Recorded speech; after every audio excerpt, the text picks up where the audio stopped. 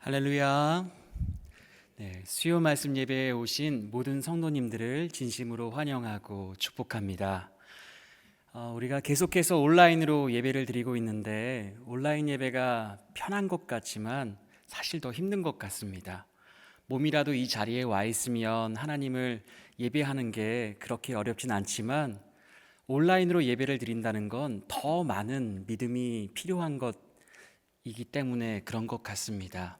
이 시간 우리가 힘들고 지치고 연약하여서 하나님을 우리의 힘으로 예배하지 못할지라도 우리의 형편을 잘 아시는 하나님께서 우리에게 힘 주시고 능력 주셔서 이 예배를 통하여 우리의 삶을 일으켜 새 일을 행하게 하실 줄 믿습니다. 우리 그 믿음 가지고 예배로 나아가도록 하겠습니다. 우리 함께 기도하겠습니다. 하나님, 연약한 이 모습 이대로 우리의 창조주 되시는 하나님께 나와 예배를 올려드립니다. 이 하루를 마치며 우리의 삶의 주인이신 하나님 앞에 나와 예배를 드리오니 우리의 예배가 영과 진리로 드리는 참된 예배가 되게 하여 주시옵소서. 내 뜻과 내 생각과 나의 모든 걱정과 염려는 십자가 밑에 내려놓사오니 하나님 책임져 주시옵고 돌보아 주사 하나님과 동행할 수 있는 그 은혜를 받아 누릴 수 있는 귀한 예배 되게 하여 주시옵소서. 이 예배를 지켜주실 우리 주 예수 그리스도의 이름으로 간절하게 기도드리옵나이다. 아멘. 우리 다 함께 찬송가 524장 함께 찬송하시겠습니다.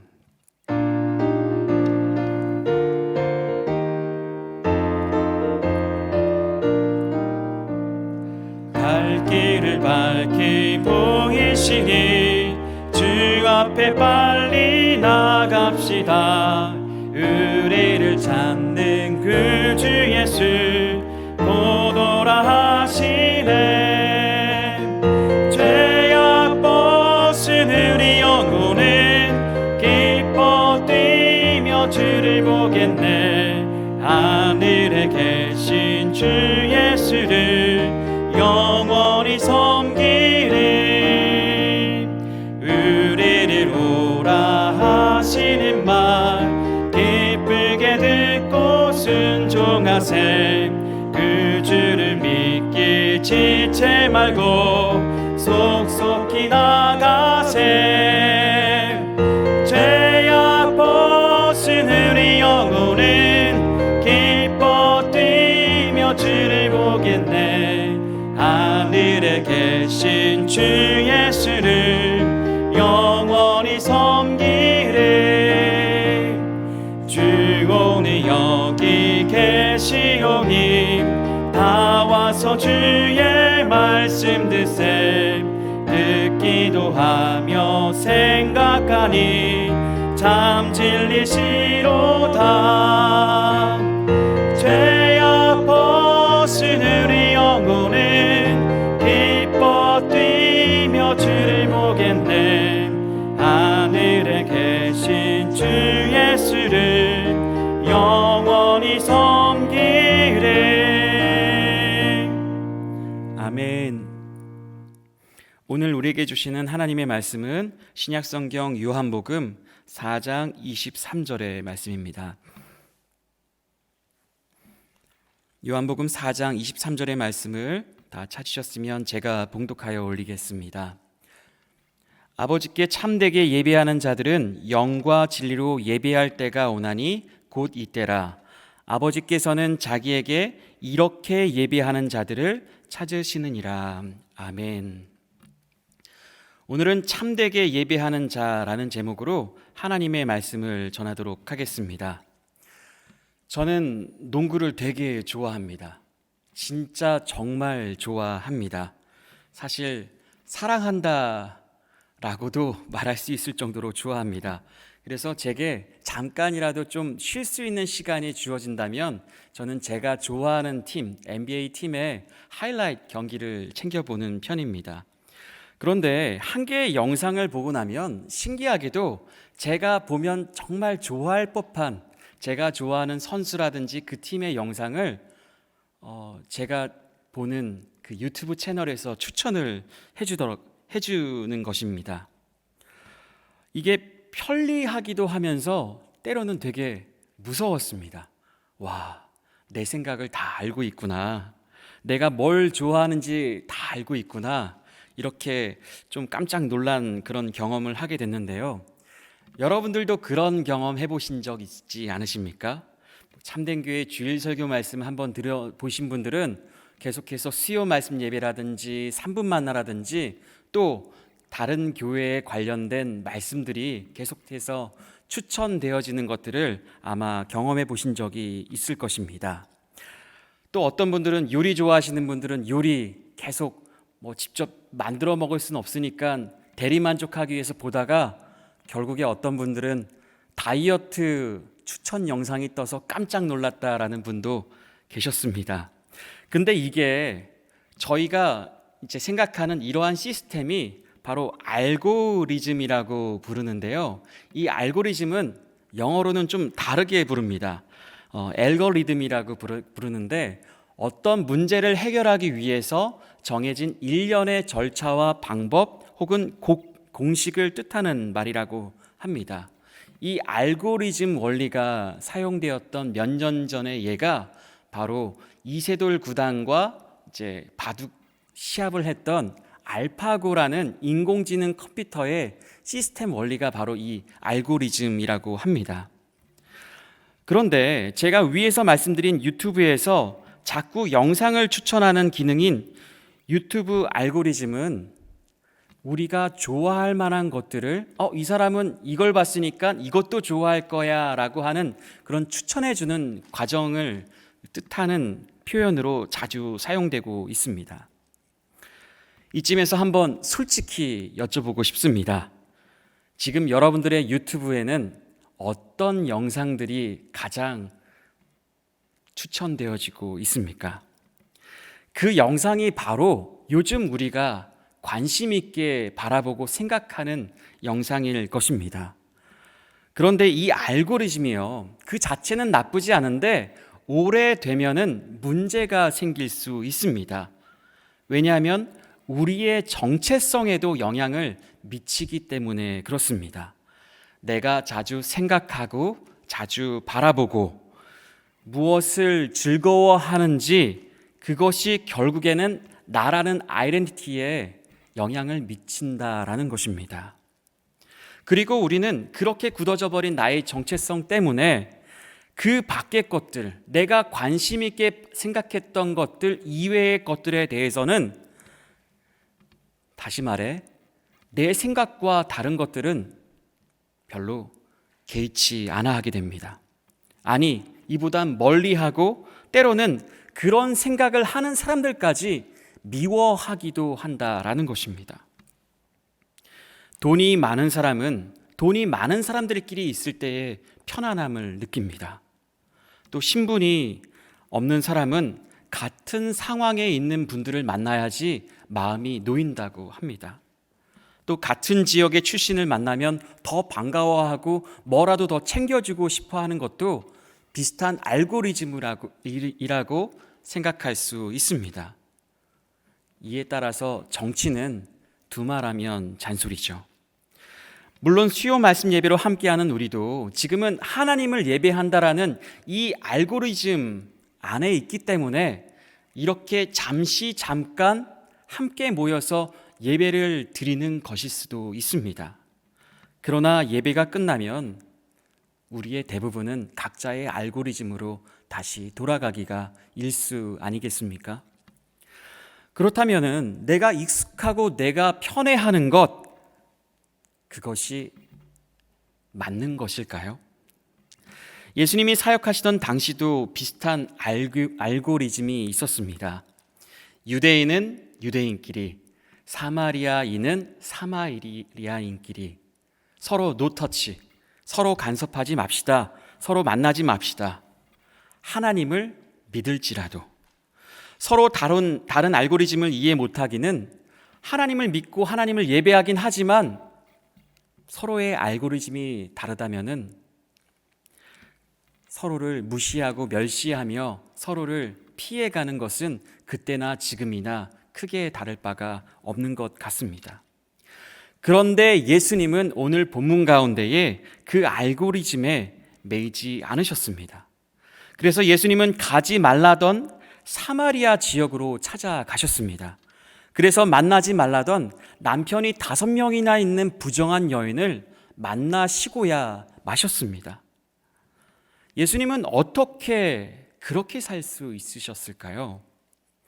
예수님은 이 땅에 오신 이유가 무엇인지를 분명히 아시는 분이기 때문에 그렇게 사실 수가 있으셨습니다.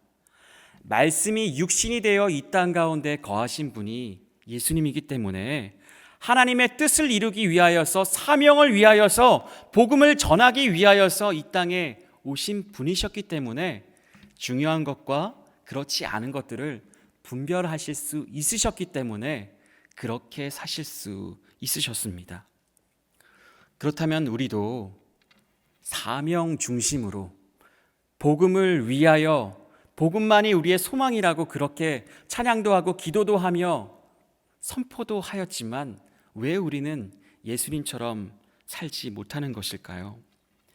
창세기 12장 1절에서도 이렇게 밝히고 있습니다. 여호와께서 아브라함에게 이르시되 너는 너의 고향과 친척과 아버지의 집을 떠나 내가 내게 보여줄 땅으로 가라.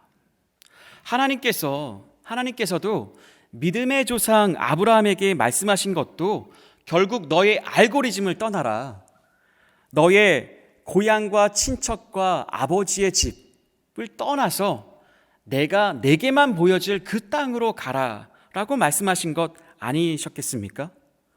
그런데 우리는 왜 하나님을 믿는다고 하면서도 왜 고향과 친척과 아버지의 집에 머물러 있는 것입니까?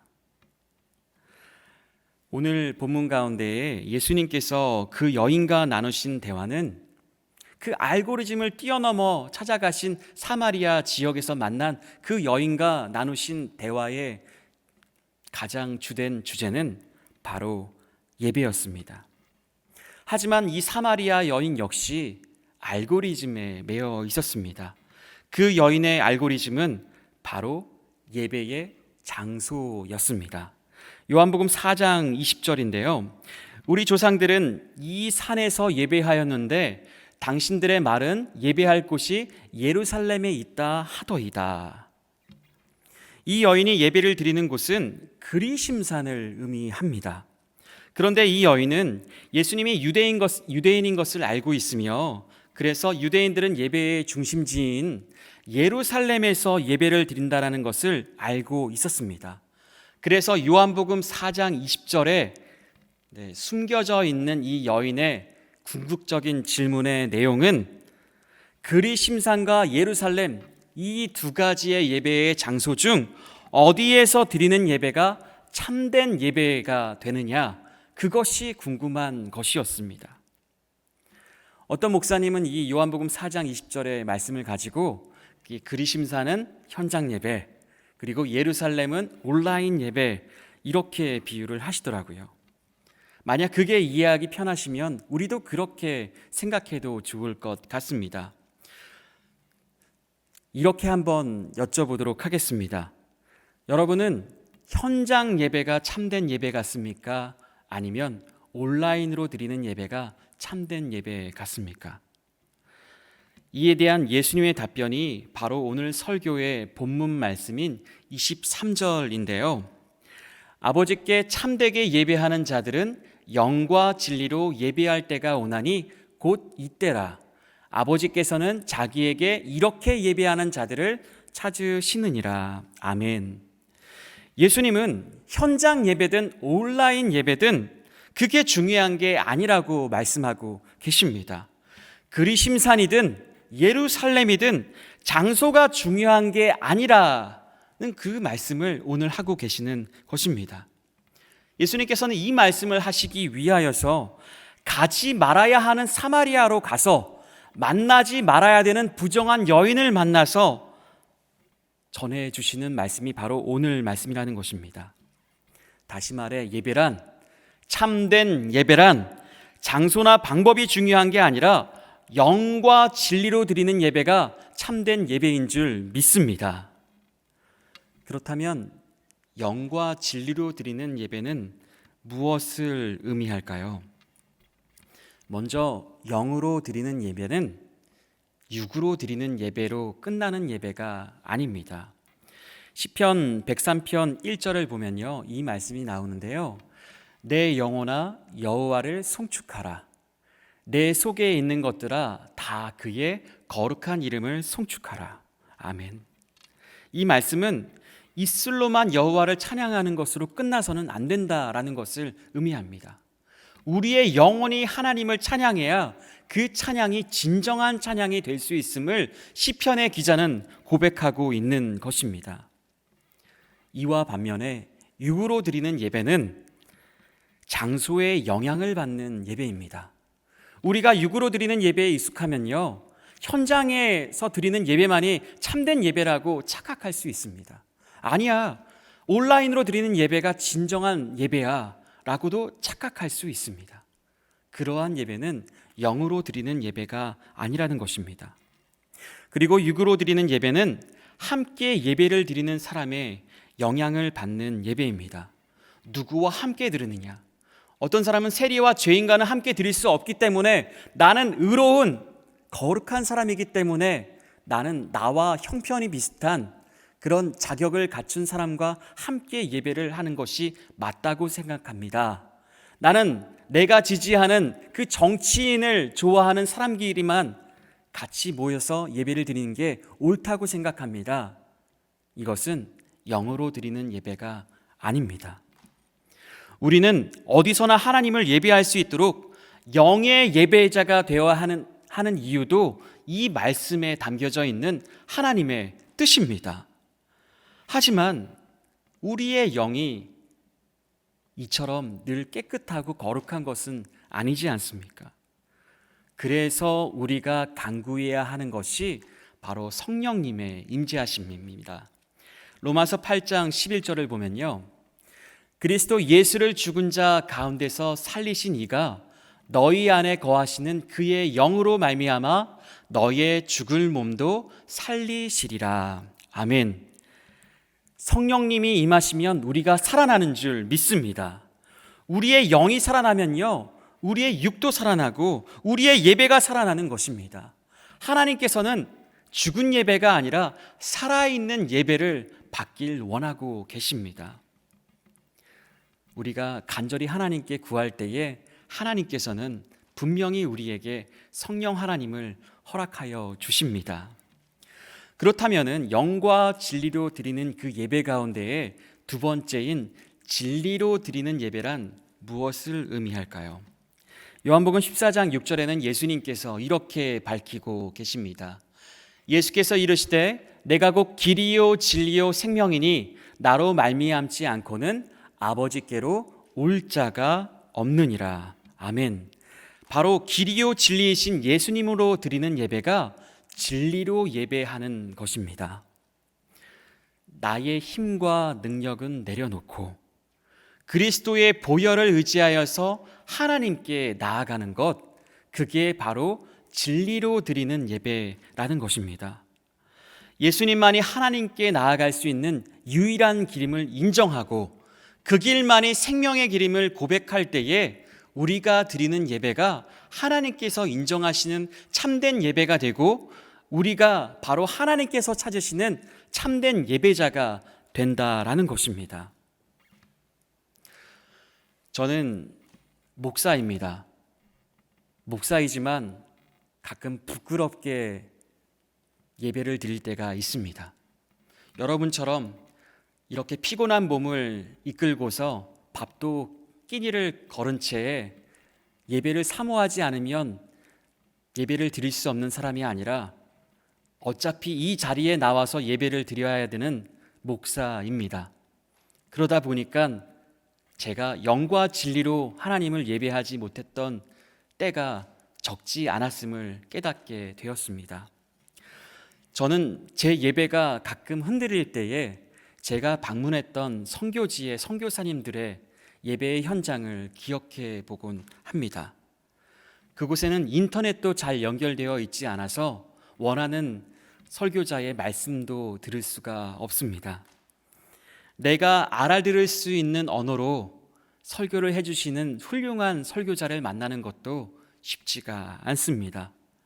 그곳에는 그냥 달랑 성경책 하나, 그거 하나 가지고 하나님께 예배를 드려야 되는 그분들의 삶을 봤을 때에 저는 그 예배가 진짜 영과 진리로 하나님을 예배할 수 있는 정말 훌륭한 예배의 장소이자 예배자라는 것을 많이 떠올리게 됩니다. 내가 만약 그런 곳에 가 있어서 내게 주어진 일을 감당해야 된다면 나는 그곳에서 어떻게 하나님을 예배할 수 있을까 생각해 보면 가끔 두렵습니다.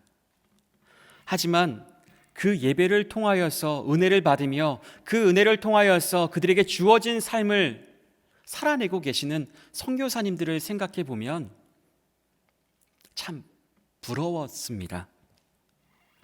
현장 예배, 그 예배만이 참된 예배가 아닙니다.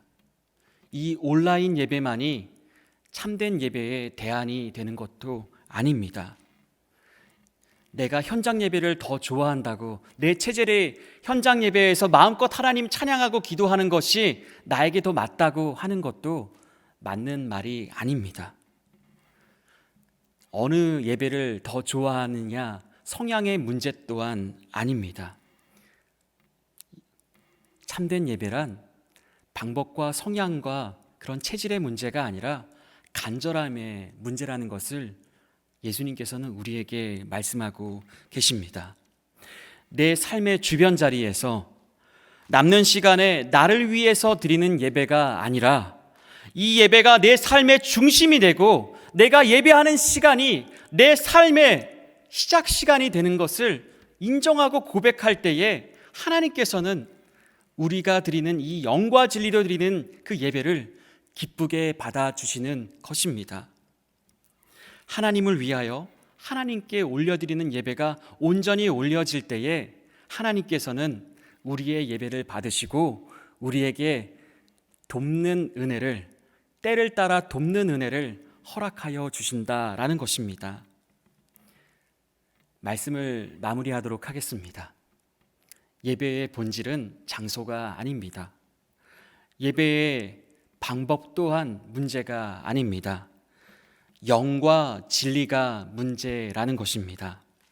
성령님의 인도하심과 예수님의 함께하심이 함께하는 영과 진리로 참된 예배를 올려드리는 하나님이 찾으시는 그 한 사람, 그 예배자가 되길 때에 하나님께서는 우리의 예배를 받아주시고 우리와 영원토록 함께하여 주실 줄 믿습니다. 아멘. 우리 함께 이 말씀 붙잡고 기도하며 나아가도록 하겠습니다. 코로나 때문에 많은 것이 달라졌습니다. 예배의 장소도 달라지고 방법도 달라졌습니다. 그것 때문에 우리의 예배의 수준이 달라졌다면 우리는 영으로 드리는 참된 예배자가 아니었습니다. 그것을 깨달을 수 있다라면 우리가 해야 되는 것은 하나님, 다시 한번 나를 온전히 삶으로 살아있는 예배를 하나님께 드릴 수 있는 예배자로 변화시켜 주시옵소서. 다윗은 광야에서 하나님을 찬양하는 시편을 기록하였습니다. 우리의 삶의 광야 가운데에는 어떠한 찬양을 하나님께 올려드리고 있습니까?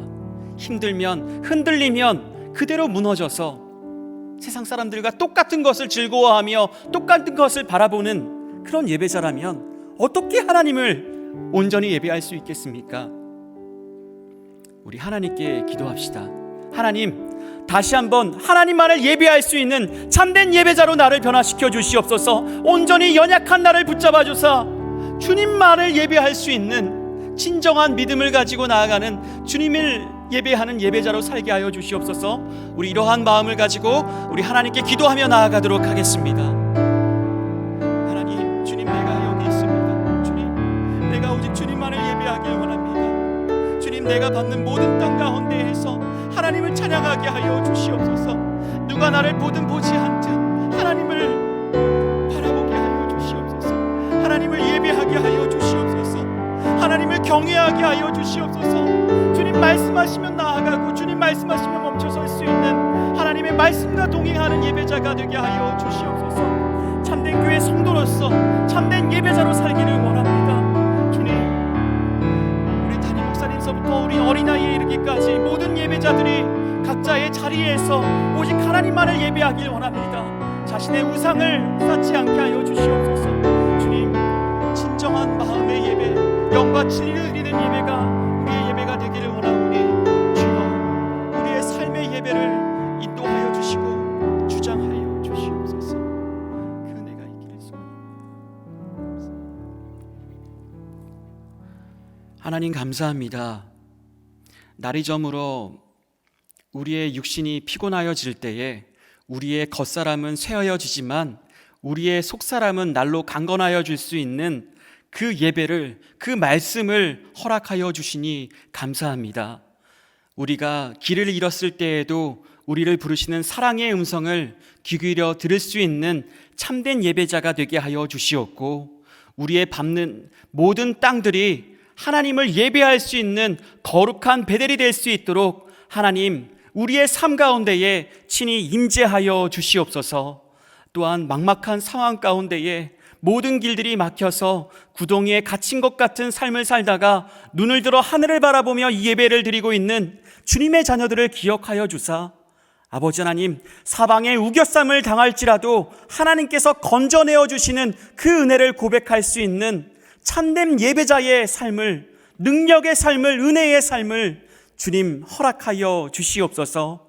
이 모든 상황들이 다 끝나고 난 뒤에 서로의 얼굴을 대면하여 하나님의 은혜만을 간증할 수 있는 모든 참된 예배자가 되기를 간절히 소망하오니 주님, 사람의 눈에 휘둘리지 않게 하여 주시옵고 오직 하나님만 바라보며 세상과 나는 간 곳 없이 주님만 바라볼 수 있는 참된 예배자들 되게 하여 주시옵소서. 그 은혜가 우리 모두에게 있기를 간절히 소망하오며, 이제는 우리 주 예수 그리스도의 은혜와 하나님 아버지의 무한하신 사랑하심과 성령 하나님의 임재하심이 머리 숙여 우리가 어떠한 상황 가운데에 있든지 간에 하나님을 예배하길 원하는 주의 자녀들 머리 위에, 그들이 드리는 모든 예배 위에 이제로부터 영원까지 함께할지어다.